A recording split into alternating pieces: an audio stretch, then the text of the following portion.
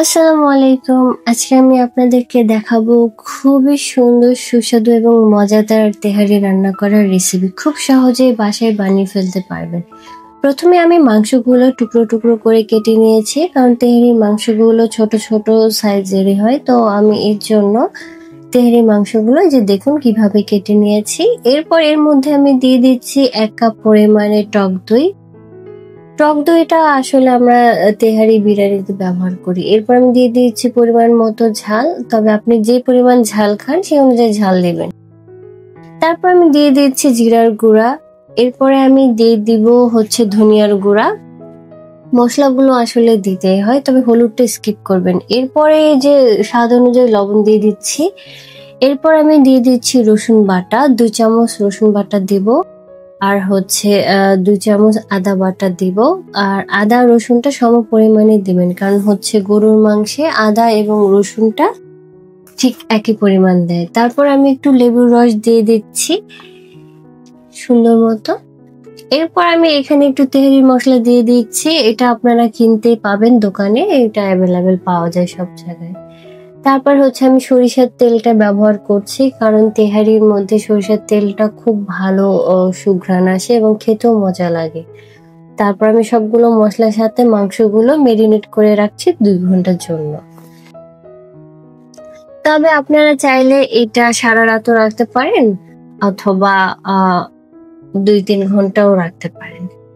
এরপর আমি এখানে আলুগুলো কেটে নিয়েছি, তেহারির আলুগুলো ঠিক এইভাবে কেটে নিয়েছি। এটা আমি ভেজে নেব সুন্দর মতো। এটা আমি ভেজে নেব। এই আলুর মধ্যে আমি একটু লবণ মেখে রাখছি, যেন আলুটার ভিতরে একটু লবণ যায়, যেমন ভাজার সময় খুব ভালো লাগে খেতে।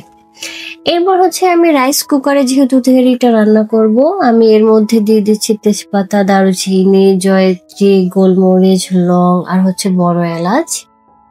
এই পানিটা দিয়ে দিচ্ছি। আমি 3 কাপ পরিমাণে চাল নিচ্ছি। এটা আপনার রাইস কুকারের সাথে পটটা পেয়ে যাবেন। এরপর আমি এটা একটু সয়াবিন তেল দিয়ে দিচ্ছি। আর পানি নিয়েছি 5 কাপ। এরপর আমি স্বাদ অনুযায়ী লবণ দিয়ে দিচ্ছি। আর চালগুলো আমি ধুয়ে সুন্দর মতো একটু ভিজিয়ে রাখতেছি। তো আমি রাইস কুকারে ওইটা মশলাগুলো সিদ্ধ দিয়ে দিয়েছি। যখন এই মশলাগুলো সিদ্ধ হয়ে যাবে, তখন আমি এই মশলাগুলো তুলে ফেলবো, কারণ এগুলো দাঁতের মধ্যে বাঁধলে ভালো লাগে না খেতে।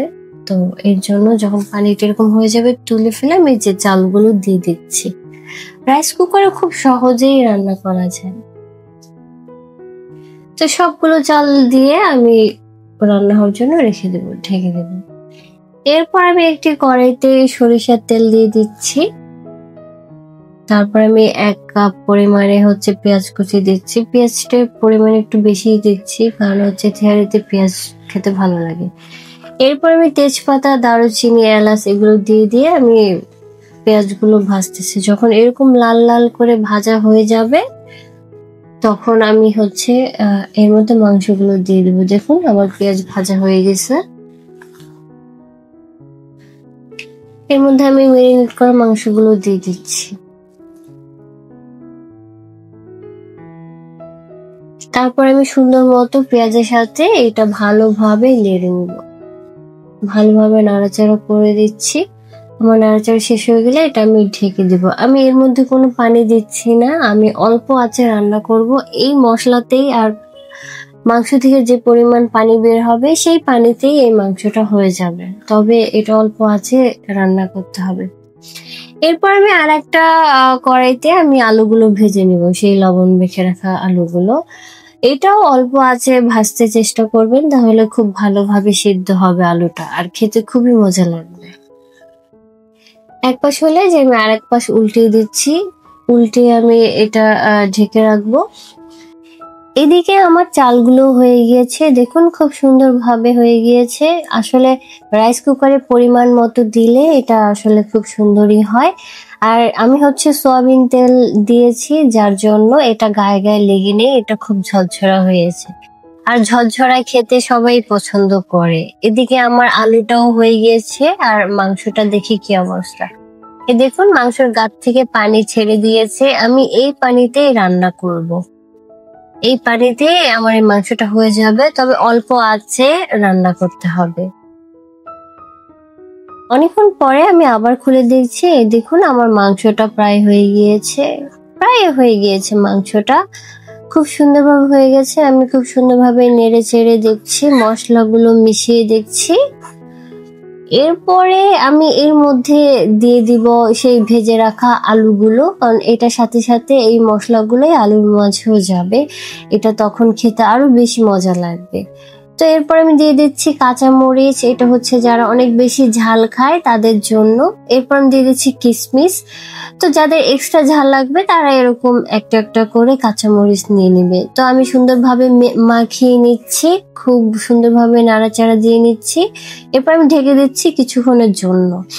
তারপরে দেখুন আমার খুব সুন্দরভাবে আলু, মাংস এবং সবকিছু খুব সুন্দরভাবে হয়ে গিয়েছে। আমি মিশিয়ে নিচ্ছি।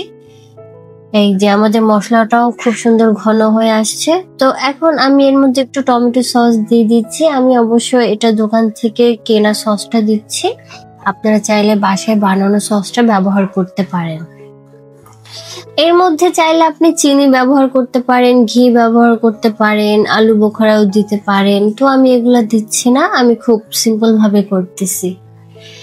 তো এর মধ্যে আমি এই যে দেখুন আমার চালগুলো কি সুন্দর ভাবে হয়ে গিয়েছে, ঝরঝরা।